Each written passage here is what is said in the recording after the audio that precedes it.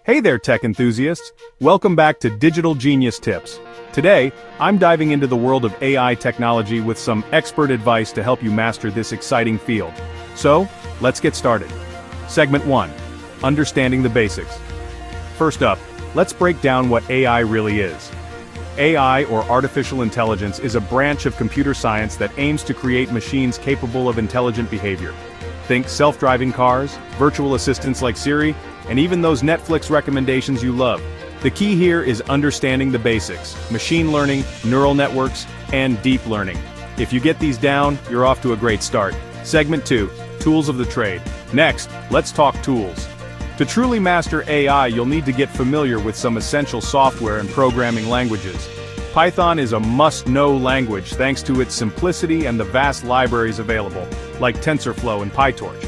Don't forget about R for statistical analysis and MATLAB for algorithm development. Start small, build projects, and gradually increase your complexity. Segment 3. Staying updated. AI is an ever-evolving field, so staying updated is crucial.